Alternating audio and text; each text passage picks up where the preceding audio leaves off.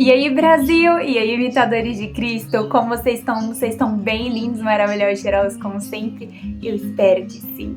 Vocês estavam com saudade, né? Eu também! E antes que venham me perguntar se eu vou voltar com os vídeos agora ou não, Deus já disse, basta cada dia o seu próprio mal.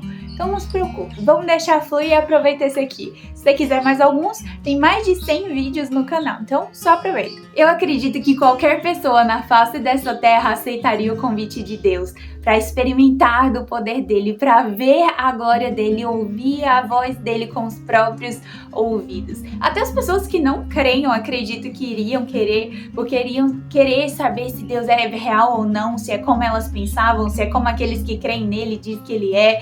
Eles queriam estar ali para ver de verdade. E as pessoas que creem em Deus gostariam de estar ali porque elas entenderam que nasceram para conhecer Jesus e o tornar conhecido. Essa experiência é uma experiência extraordinária e gloriosa que todo mundo gostaria de ter. E o povo de Israel foram felizardos em experimentar. Quando Deus tirou o povo de Israel do Egito, ele disse que queria fazer deles uma nação de sacerdotes, ou seja, de pessoas que tinham contato direto com o seu Deus. Então Deus falou para eles se santificarem, se arrependerem de seus pecados, porque Deus mostraria a glória dele para o povo de Israel. Então no dia marcado, o Monte Sinai começa a pegar fogo, começa a ter fumaça, começa a ter raios, e no meio dessa loucura toda, a voz de Deus começa a sair, começa a falar com os líderes de Israel e a dar os 10 mandamentos. Gente, que experiência incrível! Se você gosta de filme, provavelmente você já imaginou uma cena cinematográfica muito doida, assim, com um monte de efeitos. Gente, eles experimentaram isso vendo com os próprios olhos, sabe? Não era nada computadorizado. Depois de ter essa experiência maravilhosa, o povo fica atônito e vai falar com Moisés. Em Deuteronômio, capítulo 5, versículo do 24 ao 27, fala a resposta deles a Moisés. Diz assim: eles disseram: o Senhor, nosso Deus, nos mostrou a sua glória e grandeza. Ouvimos a sua voz no meio do fogo. Hoje vimos que o Senhor fala com seres humanos e, no entanto, ainda estamos vivos. Mas por que colocaríamos a vida em risco outra vez? Se o Senhor, nosso Deus, falar conosco novamente, sem dúvida morreremos. Seremos devorados por fogo temível. Pode alguém ouvir a voz do Deus vivo falando no meio do fogo, como nós ouvimos, e sobreviver? Aproxime-se você, Moisés, e ouça o que diz o Senhor nosso Deus. Depois volte e diga-nos tudo o que o Senhor nosso Deus lhe disser. Nós ouviremos e obedeceremos. Depois de ter vivido essa experiência extraordinária, os líderes de Israel chegam a Moisés e falam que ficaram atônitos porque eles viram o poder de Deus, eles ouviram a voz do próprio Deus e permaneceram vivos, eles não morreram. E isso é extraordinário, porque se a gente vê na Bíblia, toda vez que alguém via o anjo do Senhor ou o próprio Deus, eles começavam a ficar com medo, achando que ia morrer, e eles falavam: ai de mim, eu vou morrer porque eu sou pecador. E Deus explica isso dizendo que sem santidade ninguém verá a Deus.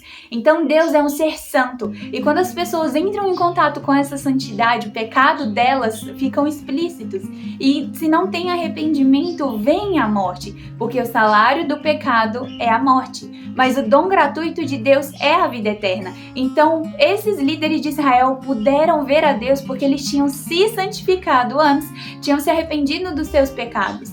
Mas depois de ter toda essa experiência, eles ainda quiseram continuar no pecado, porque eles falam assim: se Deus quiser falar com a gente de novo, a gente vai morrer. Ou seja, eles estavam preocupados em ter que abandonar o pecado para poder ter intimidade com Deus. Então, entre continuar com os pecados de estimação e estar em santidade para ter um relacionamento com Deus, eles preferiram continuar no pecado e se distanciar do Senhor, colocando Moisés como intermediário. Então Deus falava com Moisés e Moisés vinha e falava para o povo de Israel que Deus tinha mandado. E assim, quando o povo de Israel estava com Moisés, eles obedeciam a Deus, mas quando estavam longe, eles começavam a desobedecer. Só que eles abriram mão da intimidade com Deus e esqueceram de uma coisa muito importante, que a intimidade gera a obediência, e a obediência também gera a intimidade. Então, se eles queriam obedecer sem ter intimidade, eles não iriam conseguir obedecer. Mas quando eles tinham intimidade, Eles eram capazes de obedecer porque sabiam por que eles iam obedecer. Eles tinham um contato com Deus, se apaixonavam por Deus e sabiam que era a coisa mais preciosa e que as outras coisas, os pecados, não valia a pena. Eram sem valor porque eles conheceram a pessoa mais preciosa do mundo, que é Deus. E a gente vê isso na prática. Moisés investiu no relacionamento dele com Deus. E a palavra fala de um pecado dele. Já o povo de Israel não quis ter intimidade com o Senhor. E eles começaram a desobedecer a Deus. A palavra fala de pelo menos 10 revoltas que eles tiveram contra o Senhor.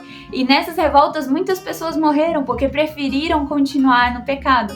E deixaram de se arrepender e obedecer ao Senhor. Mas a palavra fala que aquele que obedece vai ter a vida eterna. Em João capítulo 14, versículo 21, Jesus fala que aquele que tem os meus mandamentos e os guarda, esse é o que me ama. E o que me ama será amado pelo meu Pai. E eu o amarei e me manifestarei a ele. Ou seja, quando a gente obedece a Jesus, mais a gente conhece Jesus. E quanto mais a gente conhece Jesus, mais a gente quer obedecer. Porque a gente entende o valor do sacrifício de Jesus. E entende que isso foi feito para que a gente pudesse conhecer a Deus e o tornar conhecido. Porque esse é o nosso motivo de vida. Nós precisamos nos arrepender dos nossos pecados.